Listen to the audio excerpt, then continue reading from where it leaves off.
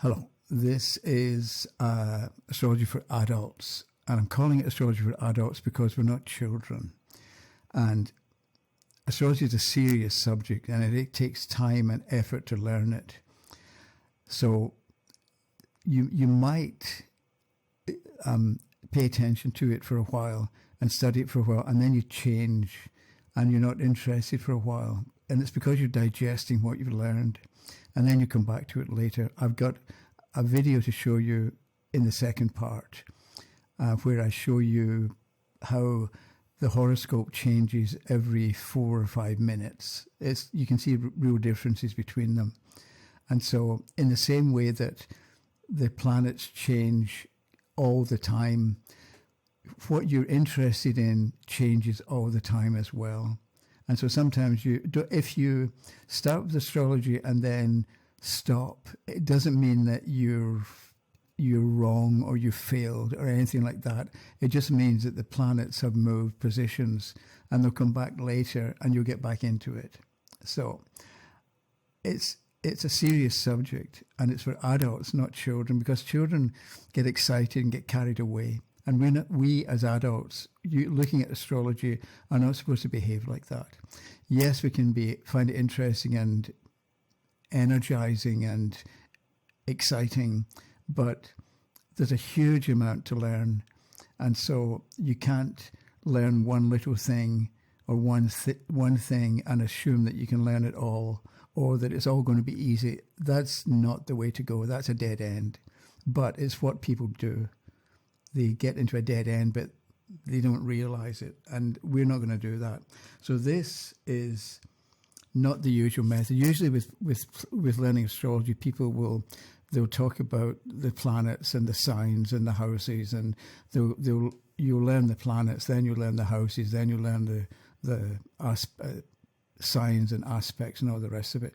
What I'm going to do is show you everything that you'll need. And so the reason I've got this map here is because somewhere, that's Glasgow, I kind of think.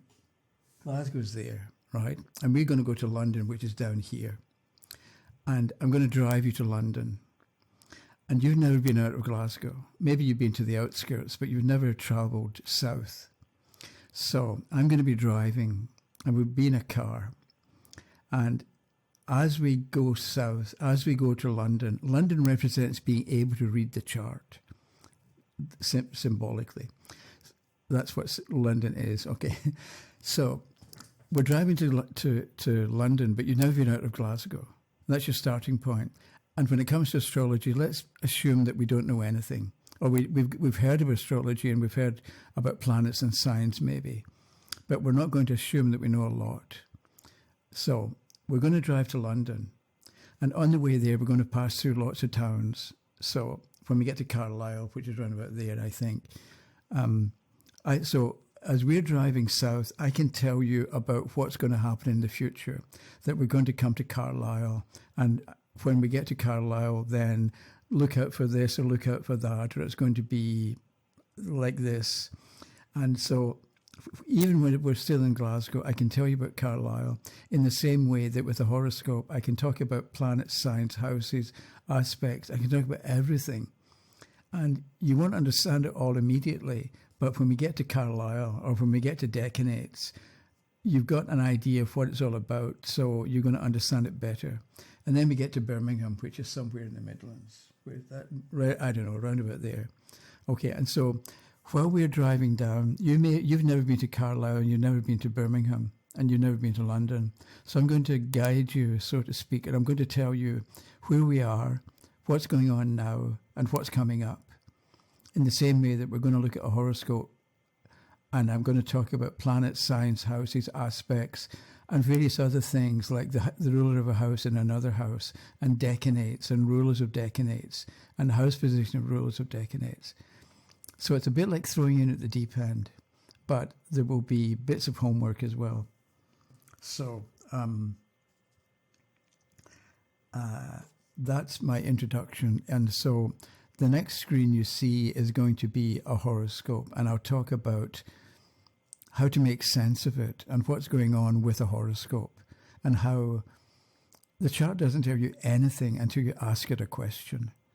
People don't get that. People don't work that way. But I think I give you in the example. I already made the video with the charts in it, but I talk about how you can't look at a chart and say that you've got this aspect and therefore blah blah blah.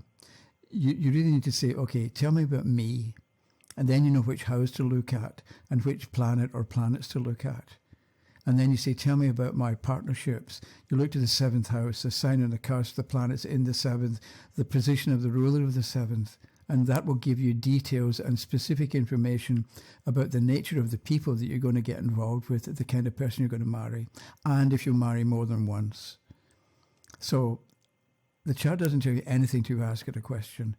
And this is what I'm going to show you in the next section with the horoscopes. Okay, so next will be charts.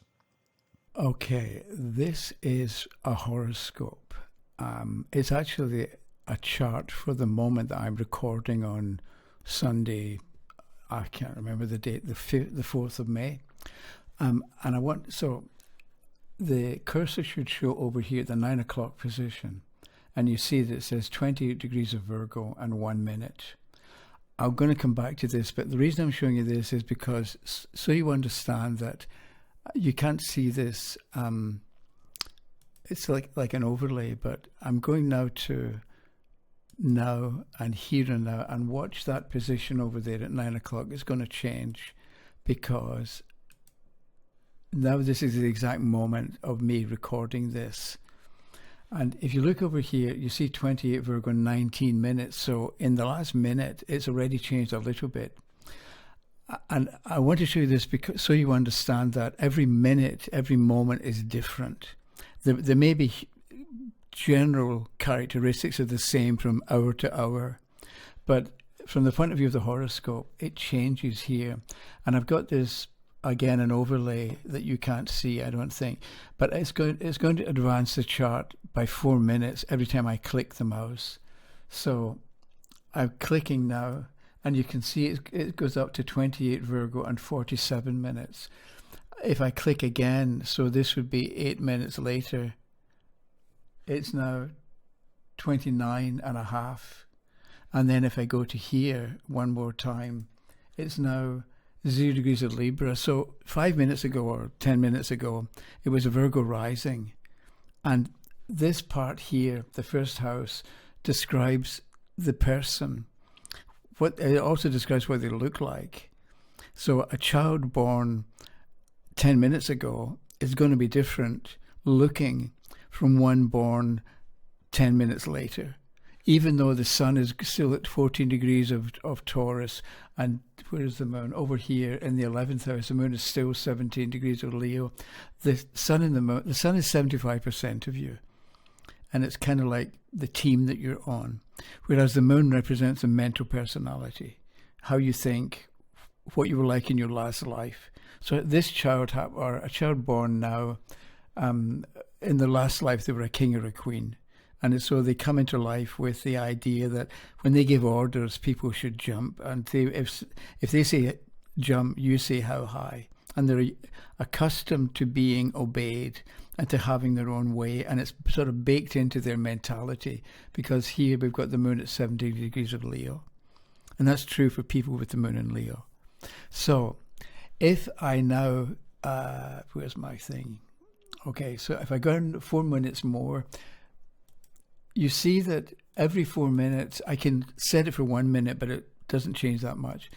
You can see that every 4 minutes, you've got a slightly different horoscope. The planets will move. So the moon up here is 18 Leo, and this 11th house cusp at 15 Leo is going to change every few minutes. And so the moon appears, it's partly the moon is going up this way, but the cusp is coming down this way. And so the moon at the moment is, or at this time, is at 18 Leo. And in a few minutes, in the 11th house, in a few minutes, is going to be in the 10th house. And the sun eventually will make its way down to the 7th house over here. And then this is sunset, because this is sunrise point over here, 9 Libra, and this is sunset. And the sun's still above the horizon. But you can see how the time of birth is really important. And it gives you, it puts planets in different houses. And we'll come back to that in a minute. So let me just move down a little bit more. Another 4 minutes, so we can see the moon now. It's now in the 10th house. So at that particular time, which happens, so at 5:32 here in Brampton, the moon will be in the 10th house, which will mean that somebody born at that moment is going to appear before the public in some way. You know, so it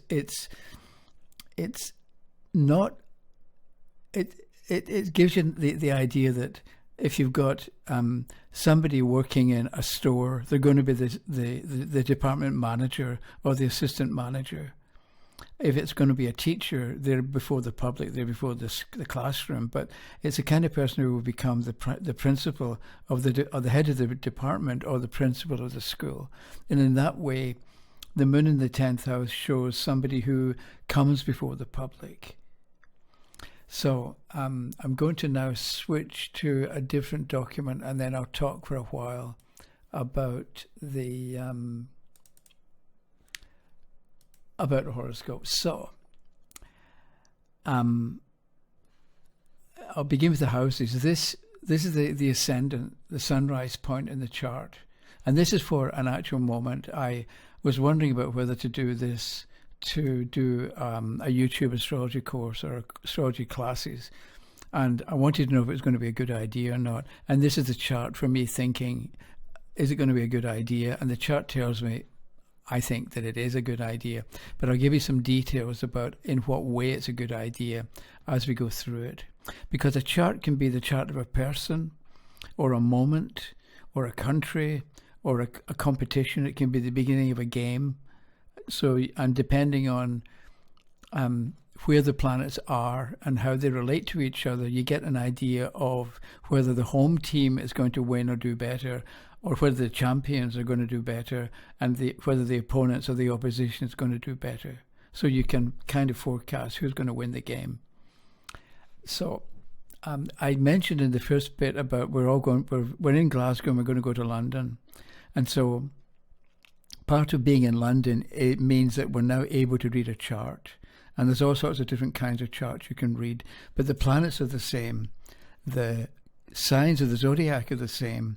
And the houses sometimes they've got a specialized meaning, where the 10th house is your career and your occupation. But in a political chart or a mundane or a chart about the world, the 10th house is the government. And so the 4th house opposite represents the opposition. So if you're looking at a parliamentary system, this would be the government or the king, and this would be the opposition or the people. And so one of the things is a chart doesn't tell you anything until you ask it a question. People don't generally know that or work with the idea, because a lot of people will begin with an aspect. So they'll look at the chart and we've got, what have we got? Okay, so we've got the moon at 26 Libra, and there's an aspect of Neptune at 27 Pisces. And so they'll begin with that. And it has a meaning, but you can't really know what it means until you figure out who is the person and what are their values and the rest of it. Then you can incorporate the aspect later on, but you can't really begin with an aspect because you don't know who you're dealing with, or you don't know the kind of person you're dealing with. So if we want to know about the government, we look up here to the 10th. If it's a mundane chart, if we want to know about the government, it's up here in the 10th house. If we want to know about how the opposition will do, we look down here to the 4th house. So I'll tell you a bit about the houses first. So this is the first house, the self, and it describes the nature of the individual.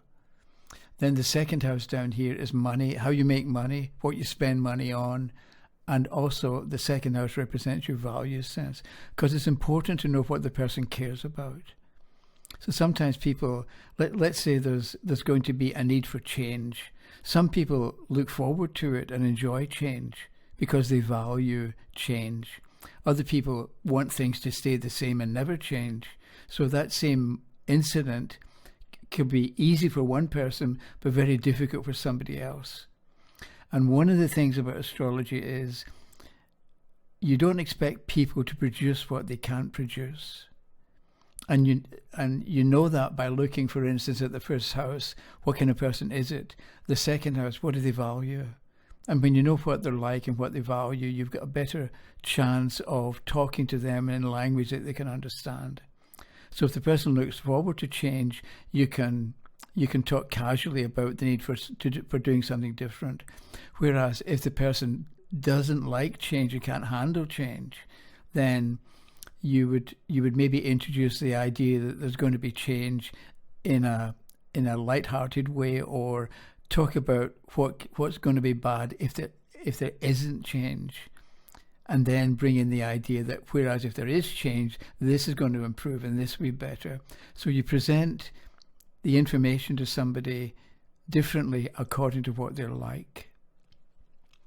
The third house is communications and brothers and sisters. So if you want to know how the person talks or what they talk about, you look to here, the planets in the third house, as well as the sign on the cusp. So this particular person, what do they talk about? Libra on the third house cusp is ruled by Venus up here in the seventh. This person talks about other people because the seventh house is the house of other people. As well as the logic is that if the ruler of the third house is in the seventh house, other people control what the person talks about. And that's another point of logic. The fourth is the condition at the end of life. It's the father, it's the home. But also, I was thinking of the horoscope spread, but we'll leave that for the moment. The fifth is the house of children.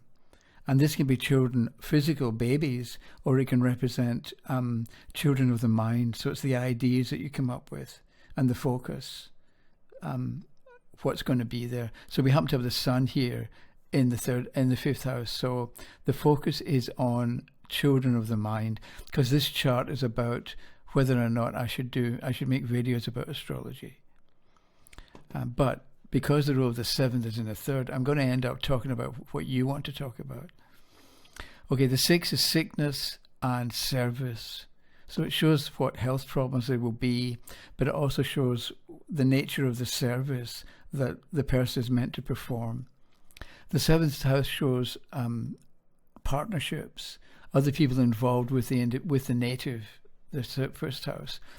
So it's people who cooperate with you to achieve a common goal, or it's people who get in your way and try to stop you getting whatever it is that you want. The eighth house is death and regeneration. So it shows change and how change will come about and what kind of change it will be. And will it be difficult? Will it be easy? Will it be welcomed? Will it be fought against? You get that idea from the eighth house. The ninth is philosophy of life and higher education. This is higher education in a natal chart for a person. So are they going to go to university and college and do a PhD or not? And the third house opposite represents early education. This is what they're like in high school or junior or grade school, they call it here, or higher education. The 10th is the business or the career. And the fourth is the home. So they're kind of opposite in a way. And then the 11th house represents your hopes and aspirations, as well as your friends. So again, if it's a natal chart of a person, what kind of people do they select, or do they naturally want to be friends with, or to have as friends? You get that idea from the cusp. And so here we've got 12 Gemini. So the friends of this person, if it were a person, are Gemini. They talk a lot, they think, they're witty sometimes, but Gemini is ruled by Mercury, which is down here in Sagittarius in the fourth house. And that has its meaning, and I'll get to that. But it's also this thing called decanates, a 10-degree portion of a sign. And so this is the second decanate, because it changes at 10 and 20.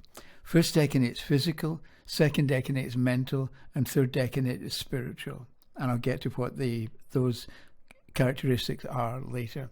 But here, because it's the Libra decanate of Gemini, it's also the hopes and aspirations are ruled by Mercury down here in the 4th, and also by Venus ruling Libra in the 7th.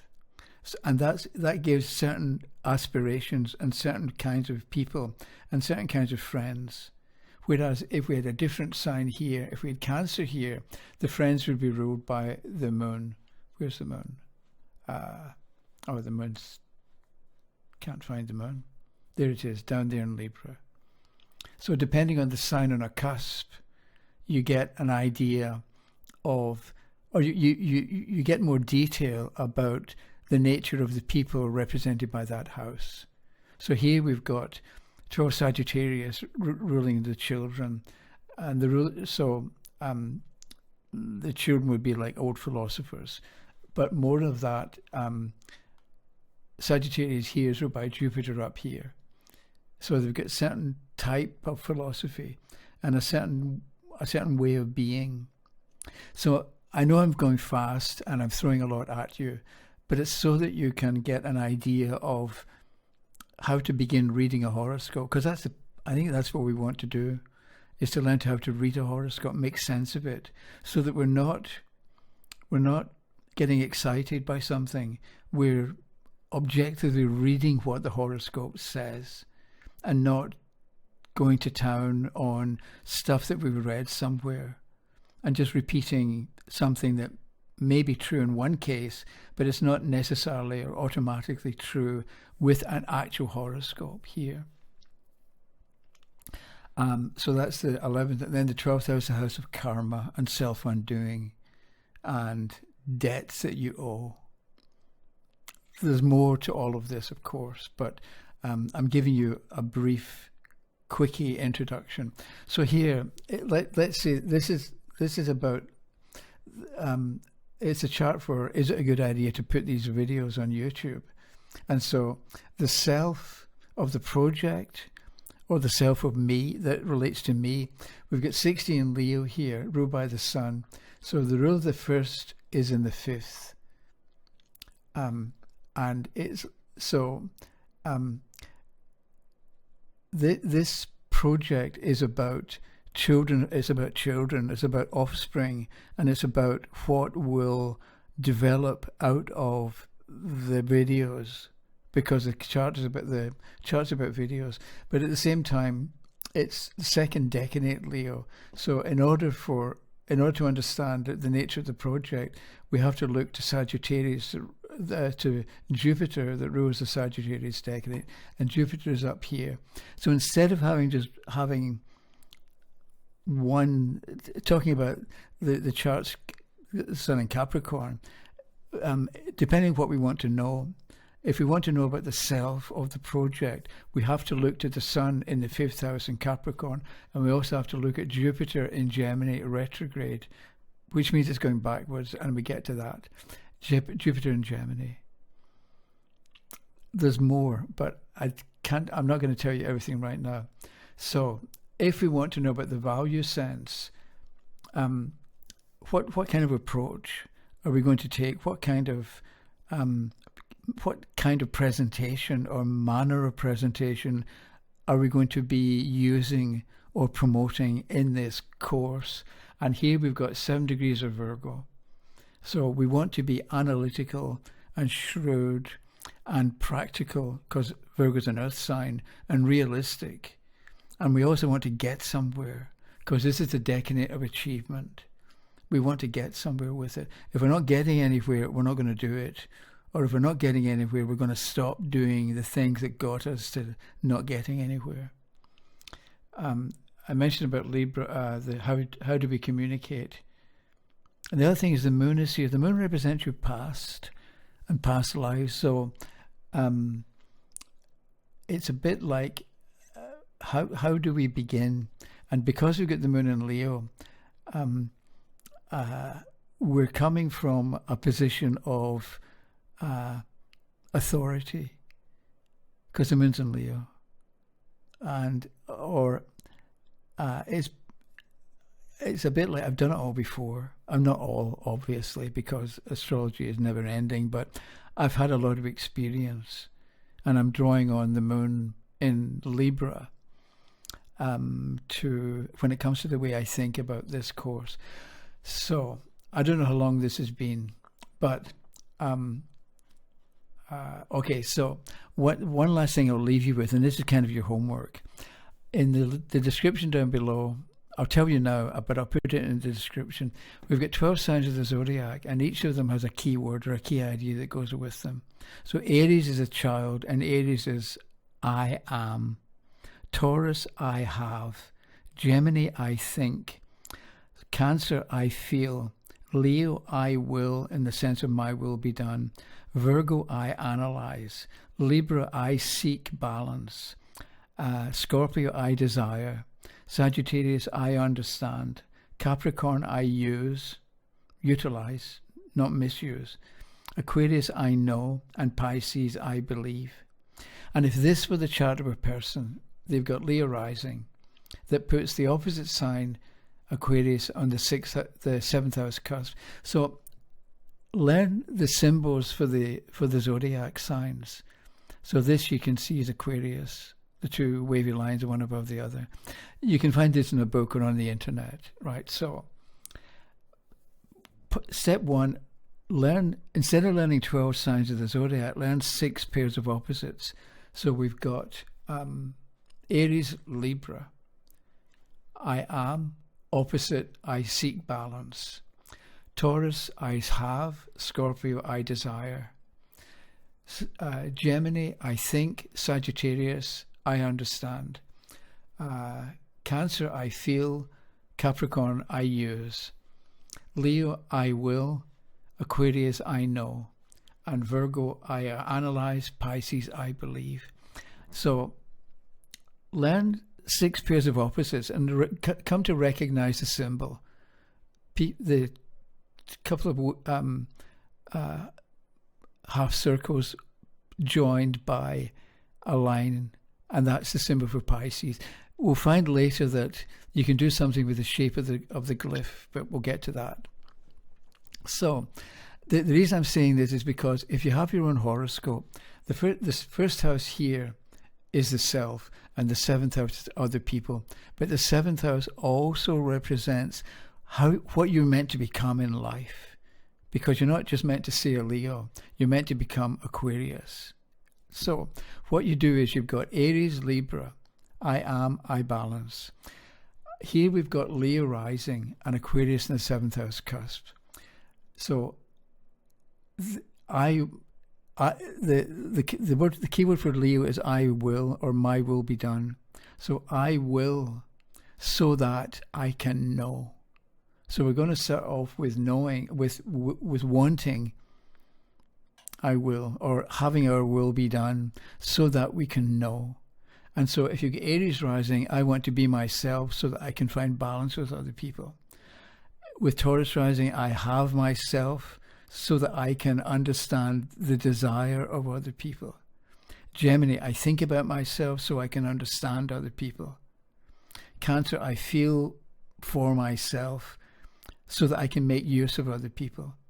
Leo, my will be done so that I can know other people. And maybe what happens with that is you give orders and then you understand how people obey or how people respond to different kinds of orders. And that gives you an idea about the people in your life. And then Virgo rising, I analyze myself so I can come to believe in other people. So by putting the signs on the cusps of the 1st and the 7th, you get an idea of how you begin and what you're going to end up like, what you're meant to end up like. If there may be other obvious things that I've forgotten to mention right now. I had no script. I just sort of opened the chart and started talking. If there's anything important, I'll put it at the beginning of the next one. But in the meantime, learn the meanings of the houses or become familiar with them. And also learn the symbols of the signs of the zodiac and learn 6 pairs of opposites. And then you can also look at your own horoscope if you can get it, or if you have it. If you get stuck, email me and I can draw it up or calculate it using this program Millennium 7 or Star Treks, and I can send it to you if you get stuck. So for a horoscope, I need a time, a place, and a date of birth. Okay, there's a little bit more to come, and I'll talk to you in a minute, okay? So that was something about horoscopes. So the thing about getting to London and being able to read a chart is there are all sorts of different charts that use the same planet signs houses, although the houses can have different meanings. I think I mentioned that in the last portion. But when you can read a chart, it means you can read a marriage chart, because at the time of that people say I do or sign the register, when it's officially a marriage, you can look at the planet, the position of the planets and the aspects between them to get an idea of how the marriage is going to work, or if it's going to end in divorce. You can also, looking at Mercury, it describes the children. And so you can look at the state of Mercury in the marriage chart to know how many children there will be, what they'll be like, how they'll do, what their education will be like, and all the rest of it. But you need to be able to read a chart basically first, and that's what we're going to do in this series of videos. So you can do marriage charts. You can also look at solar returns, which is when the sun comes back to where it was when you were born, and you calculate a chart for that moment of the return, and it will tell you about the next year. You can look at a solar return chart and understand that there's Uranus, maybe the planet, and another planet is involved, and you can just decide that because there's a connection with the ninth house, then you're going to go traveling. But it could also be for somebody else, when you know the nature of the individual, maybe they're going to take flying lessons, because that's all about aviation, or maybe they're going to be go to university or begin a college course, something like that.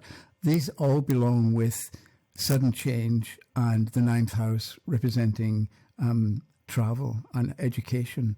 But until you know the nature of the individual, you're not going to know how the solar return will work out. So the other thing is, you can do the chart of the soul, not using Pluto, but you can actually calculate. You can take your natal chart, you can convert some of the planets using mate signs, and you turn the chart 90 degrees, and that's the chart of the soul. And it tells you about your underlying nature and what your life is for. You can do energy charts to show how you put personal creative energy into making money, or into the career, or into a relationship. And what else have I got here? You can do past lives as well. You can take your natal chart and figure out different time periods, and you figure out the place, and then you know if it was a man or a woman, if you married, if you traveled, if you had children, how you ended your life, and so on. So you can do all these kinds of charts, but not unless you know how to read a basic natal chart, and that's what we're going to begin with. That's why we're going to London. So that's it for the moment, and I'll be back in a few days. Also, subscribe if you want, or if you wouldn't mind. Also, leave comments, because as I mentioned in the chart section, the ruler of the third is in the seventh. So you, the viewers, tell me what you want me to talk about, or ask questions, and I'll address everything as we go along. Okay, that was it. Have a good day. Bye-bye.